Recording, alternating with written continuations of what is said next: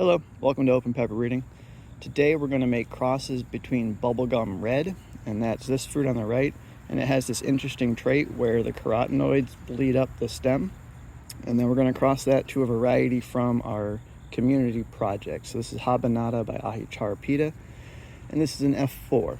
And we're making the cross because this fruit here, the Mini UFO Ahi Charapita, this will be called PE1 when it's available in December. It has kind of bad flavor, and we're going to improve that flavor by crossing it to Bubblegum Red. And in addition to improving the flavor, this fruit carries a recessive mutation called PUN1, pun for pungency, and this recessive mutation blocks all capsaicinoid production. So capsaicinoids is a family of compounds, so there's multiple of them. And so that's what we're going to do today.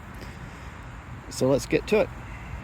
So making a cross is kind of a fairly simple process. We're going to remove the outer structures of the flower, and so we're going to remove the petals, and then we're going to remove the anthers, and that's going to just leave us with the stigma. And the stigma is the receptive part of the flower. It is the equivalent of the female sexual organ. Bow chicka wow wow. Guys, don't be gross. Plant breeding is super kind of weirdly sexualized. I apologize. The whole science was created by men.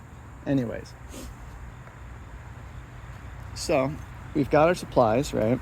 So we've got fine tip forceps here, and you can see how fine of a tip those have, and that's useful for pulling off the little petals.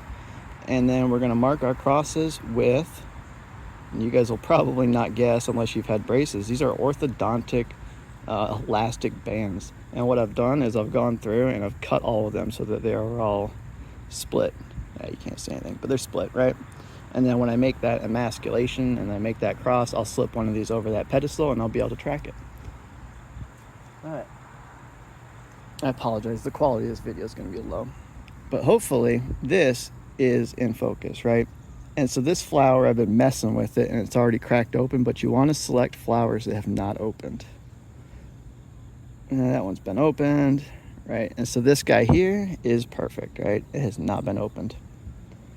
So what we're gonna do is you kind of do this weird awkward thing where you hold it between two fingers without snapping it, kind of gently bend it, and then you're gonna pull all 5, maybe 6 petals off. Just like this. Bend them back, tear them to the side. All right? And the most important thing is you do not damage that stigma in the middle. If you start scraping it or damaging it, it'll actually release ethylene, and ethylene will cause the flower to drop. And so you want to make sure you do as little tissue damage as possible when you do this procedure. And so now I'm moving on to the anthers. I have 2 anthers off. That's 3, 4, and then the 5th one here, right?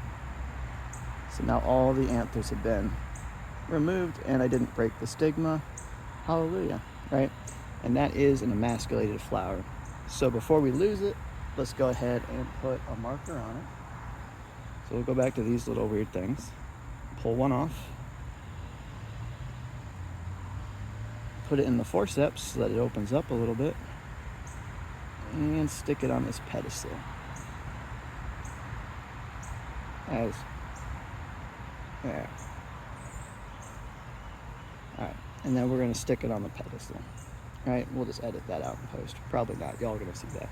And then we have it marked. And so the last step here is to apply the pollen of our other parent, right? So we've removed all the pollen from red bubblegum because we removed the anthers. The flower hadn't opened, so no pollen has been delivered to the stigma, and so now we're going to make our cross. And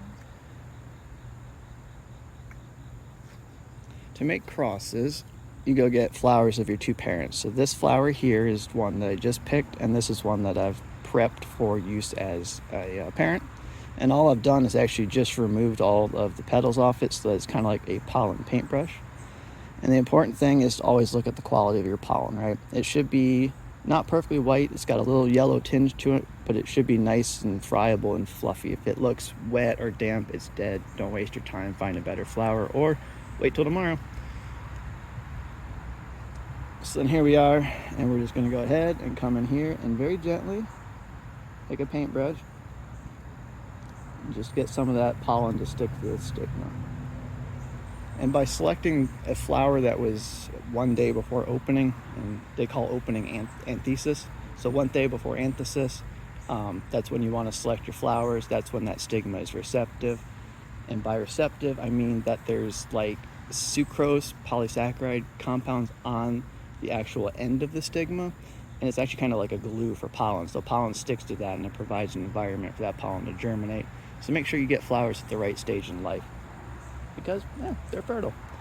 That's all, guys. I'm gonna make about 5 or 10 more crosses here, and then we'll have a whole bunch of F1 seed of Charapita Mini UFO by Red Bubblegum, and then I'm also gonna cross it to Big Yellow Mama, so we'll have 2 parents. Always got a little backup option in case the first one fails. That's all, guys. More selection videos coming in the next week as I get time. Sorry about the bad audio. Talk soon.